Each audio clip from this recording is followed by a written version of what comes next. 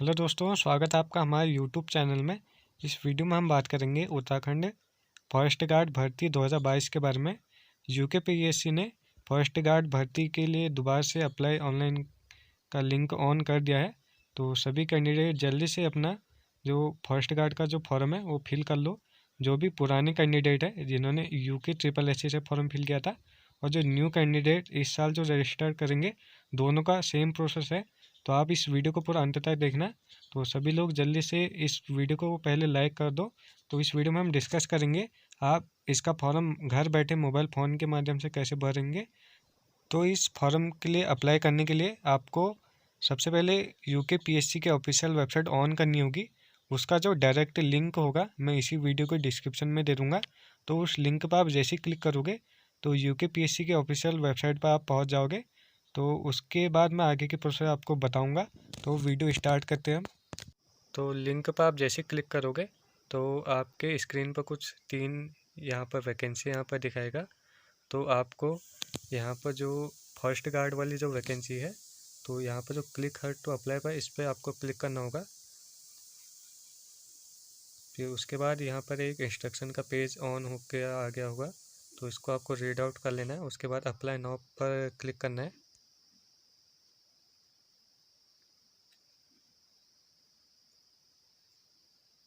इस पर क्लिक करने के बाद यहाँ पर टाइमिंग भी स्टार्ट हो चुकी है। इसका मतलब आपको 30 मिनट के अंदर अंदर ये फॉर्म फिल करना है।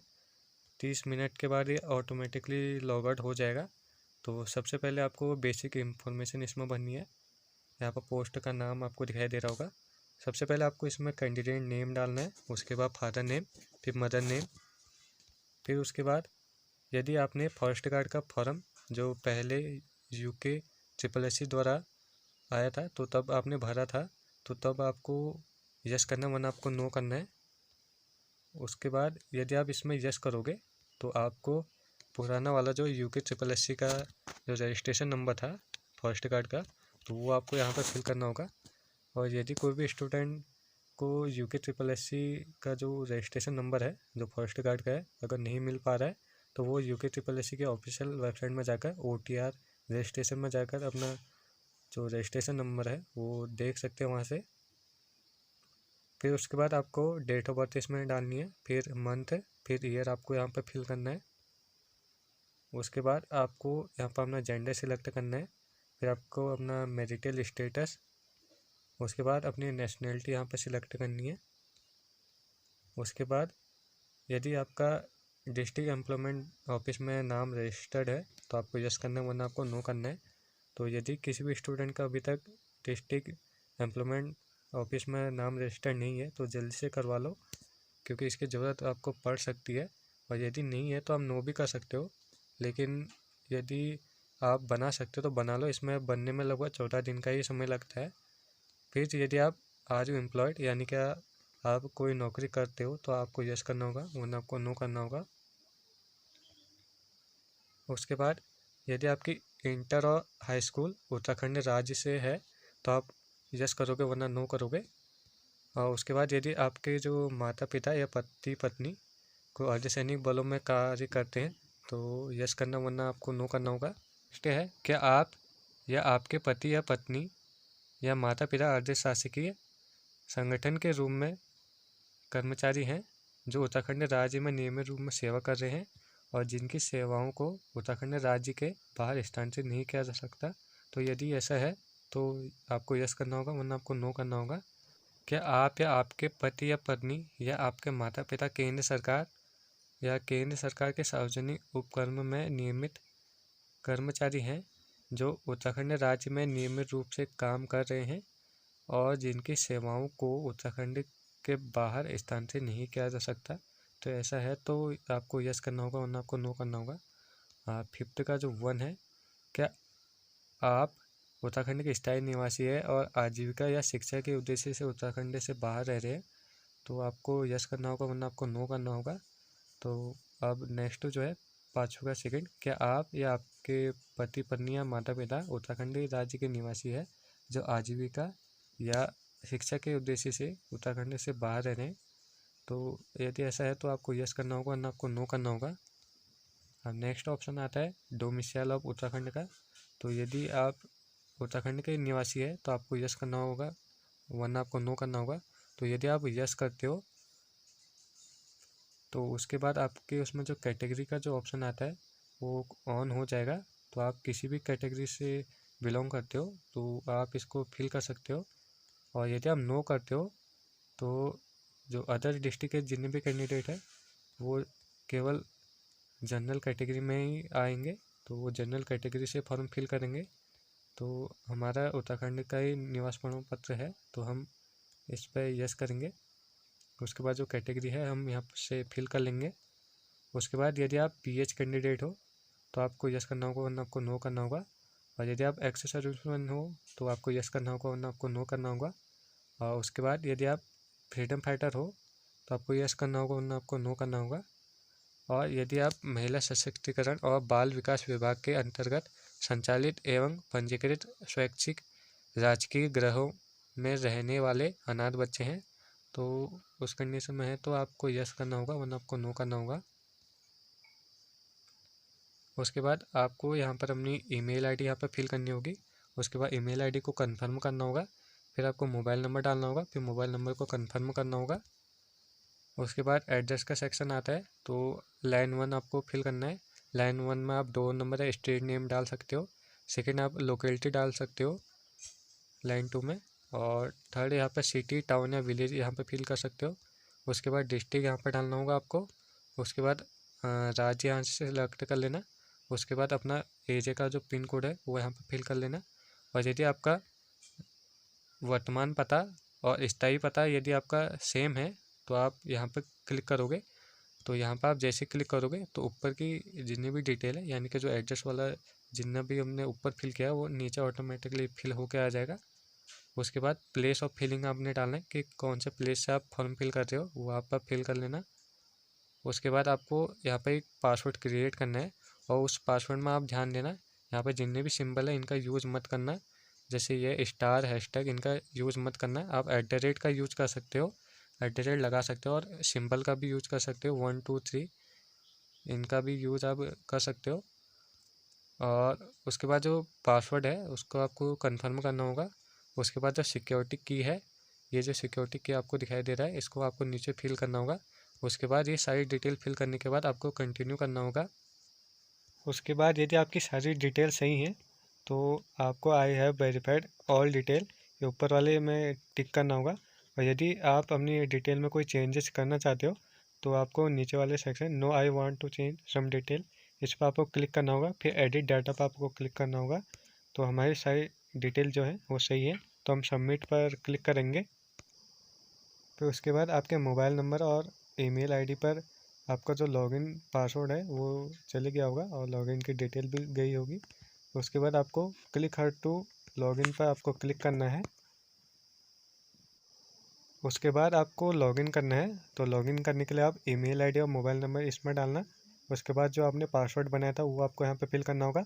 उसके बाद सिक्योरिटी की जो है इसको नीचे बॉक्स में आपको फिल करना होगा। उसके बाद लॉगिन आपको करना होगा। उसके बाद आपकी स्क्रीन पर सारे जितने भी स्टेप है तो वो सारे खुल जाएंगे। उसके बाद जो पहला जो सेक्शन है वो पर्सनल इन्फॉर्मेशन का होगा तो नीचे आपको सारी आपकी पर्सनल इन्फॉर्मेशन दिखाई दे रही होगी। उसके बाद आपको सेकंड जो है एजुकेशन डिटेल डालनी है, फिर इमेज अपनी अपलोड करनी है, फिर फाइनल रिव्यू सबमिट करना है, फिर प्रिंट एप्लीकेशन फॉर्म करना है। तो इस तरीके से आपका फॉर्म फिल हो जाएगा। तो सबसे पहले आपको एजुकेशन डिटेल में इस वाले में क्लिक करना होगा। उसके बाद आपको क्वालिफिकेशन में सबसे पहले 10th का डालना होगा, फिर 12th का, फिर उसके बाद ग्रेजुएशन या पोस्ट ग्रेजुएशन या आपका कोई डिप्लोमा कोर्स है तो वो आप यहाँ पर डाल सकते हो। तो सबसे पहले आपको यहाँ पर क्लिक करना होगा और 10th का आपको डालना होगा और सीक्वेंस वाइज आपको सारी एजुकेशन क्वालिफिकेशन इसमें डालनी होगी। तो 10th आप यहाँ पर सिलेक्ट करना। उसके बाद डिग्री का नेम आपका आ जाएगा। उसके बाद अपना राज्य बोर्ड का नाम इसमें डालना।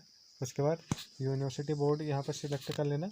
उसके बाद अंतिम वर्ष की मार्कशीट जारी करने की तिथि, तो कब आपका जो मार्कशीट इशू हुआ था वो डेट इसमें डालना। फिर सब्जेक्ट कॉम्बिनेशन आपको इसमें फिल करने होंगे। उसके बाद आपको मार्क्स जो टाइप है ये आपको क्लिक करना होगा। तो यदि आपके मार्क CGP में थे या मार्क में थे वो आपको सिलेक्ट कर लेना होगा। तो यदि आपके मार्क में थे तो वो आपको सिलेक्ट कर लेना है। तो मैंने मार्क से सिलेक्ट कर लिया है। उसके बाद आपको इसमें प्राप्तांक डालने कि आपके टोटल में से कितने अंक आए थे। उसके बाद मैक्सिमम अंक यानी कि आपके कितने अंक का पेपर था। उसके बाद आपकी जो परसेंटेज है यहाँ पर काउंट होके आ जाएगी। उसके बाद आपको ये सारी डिटेल भरने के बाद ऐड एजुकेशन डिटेल पे इस पर क्लिक करना होगा। तो इसी तरह आपको सारी डिटेल यहाँ पर फिल करनी होगी। फिर उसके बाद 12th का और ग्रेजुएशन का और फिर डिप्लोमा या कोई भी कोर्स है आपका वो आप फिल कर लेना। तो इस तरीके से आप सारी क्वालिफिकेशन की डिटेल यहाँ पर फिल कर लेना। उसके बाद ऑप्शन आ रहा है क्या प्रादेशिक सेना में 2 वर्षों की न्यूनतम अवधि की सेवा की है, यानी कि आपने टेरिटोरियल।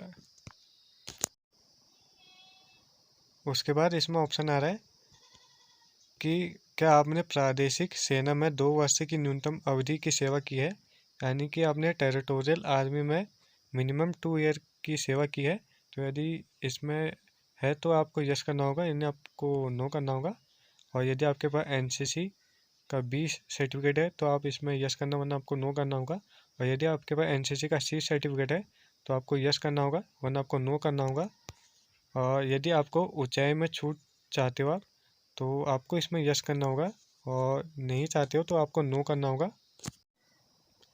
उसके बाद आपको एग्ज़ाम सेंटर का केंद्र यहाँ पर सिलेक्ट करना है। तो वो सिलेक्ट करने के बाद आपको प्रेफरेंस फर्स्ट यहाँ पे फिल करनी है। उसके बाद प्रेफरेंस 2 आपको यहाँ पे फिल करना है एग्ज़ाम सेंटर का। उसके बाद आपको यदि आपके उसमें कोई आपराधिक मामला लंबित है तो आपको यस करना होगा, क्रिमिनल केस है तो, वरना आपको नो करना होगा। और उसके बाद यदि आप कभी यूपीएससी या अन्य लोक सेवा आयोग की जो परीक्षा होती है उसमें ब्लैंक लिस्टेड किए गए हो तो आपको यस करना होगा, वरना आपको नो करना होगा। उसके बाद ऑप्शन आता है आईडी प्रूफ का। तो यहाँ पर आप क्लिक करोगे तो यहाँ पर आपकी जो भी आईडी मांग रहा है तो वो आपको फिल करनी होगी। जैसे आप आधार कार्ड सिलेक्ट कर सकते हो तो आधार कार्ड का नंबर इसमें फिल करना होगा। उसके बाद सारी डिटेल सबमिट करने के बाद आपको यहाँ पे नीचे सबमिट का ऑप्शन आ रहा है, इस पर क्लिक कर लेना होगा। उसके बाद आपकी स्क्रीन पर एक वार्निंग का पेज ओपन होकर आ जाएगा। तो इसमें आपको जो फोटोग्राफ का जो साइज़ रखना है वो 20 से 50 KB का रखना है, और जो सिग्नेचर का जो साइज़ है 10 से 50 KB का रखना है। और इसका जो फॉर्मेट होना चाहिए JPG और JPEG फॉर्मेट में आपका जो फोटोग्राफ होना चाहिए। उसके बाद आपको ये सब कुछ रीड आउट करने के बाद कंटिन्यू पर क्लिक करना होगा। उसके बाद आपको यहाँ पर चूज फाइल करके फ़ोटोग्राफ और सिग्नेचर को अपलोड कर देना है। प्रीवियस वीडियो में मैं भी आपको बताया था, जब मैंने UKPSC जो आपका लेखपाल पटवारी का फॉर्म आया था तो उसमें आपको फ़ोटोग्राफ और सिग्नेचर कैसे एडिट करना है एक अलग से वीडियो भी मैंने बनाई है। उस वीडियो का लिंक मैं नीचे डिस्क्रिप्शन बॉक्स में दे दूँगा। तो आप घर बैठे मोबाइल फ़ोन के माध्यम से फ़ोटो एडिट कर सकते हो। उसका साइज़ आपको देख लेना है यहाँ से, और जो भी तरीका मैंने आपको बताया है वो फॉलो आपको करना है। तो वो वीडियो आप देख लेना। उस वीडियो का जो लिंक है मैं दे दूँगा इसी वीडियो के डिस्क्रिप्शन में, और एंड स्क्रीन में भी मैं लगा दूँगा। तो उसके बाद सारी कुछ ये जो फ़ोटो और सिग्नेचर अपलोड करने के बाद यहाँ पर अपलोड का ऑप्शन आ रहा है, इस पर क्लिक करना होगा आपको। उसके बाद यहाँ पर आपको दिखाई दे रहा होगा इमेज अपलोडेड आर करेक्ट, और सेकंड आ रहा है I want to crop image photograph and signature. तो यदि आपकी फ़ोटो सही है तो आपको इस पर क्लिक करना है, वरना आपको इस पर क्लिक करना है और यहाँ से क्रॉप कर लेनी है। तो ये करने के बाद आपको नेक्स्ट स्टेप में चले जाना है। तो इस तरीके से आपका जो फॉर्म है वो लगभग कंप्लीट हो चुका है। आपकी जो फीस है एग्जाम्प्ट है, कोई भी फीस आपको पे नहीं करनी है। उसके बाद आपको नीचे को स्क्रॉल करना है, और नीचे आपको 2 चेक बॉक्स आपको दिखाई दे रहे होंगे। तो इन चेक बॉक्स में आपको क्लिक कर लेना है और इनको पढ़ लेना है। उसके बाद click here to final submission, इस पर आपको क्लिक कर लेना है। इस पर आप जैसे ही क्लिक करोगे फिर आपका जो फॉर्म होगा सक्सेसफुली सबमिट हो जाएगा। तो इस तरीके से आप उत्तराखंड फॉरेस्ट गार्ड का फॉर्म फिल कर सकते हैं। दोनों कैंडिडेट जिन्होंने पहले भी इसका फॉर्म फिल किया था और जो न्यू कैंडिडेट है सभी का तरीका सेम है। तो इस तरीके से आप फॉर्म फिल कर लेना, और अपने दोस्तों को भी ये वीडियो शेयर करना है जिससे उनको भी हेल्प हो जाए। तो आई होप आपको इस वीडियो से थोड़ा बहुत हेल्प मिली होगी। मिलते हैं एक ऐसी नेक्स्ट वीडियो में। Thanks for watching, bye bye.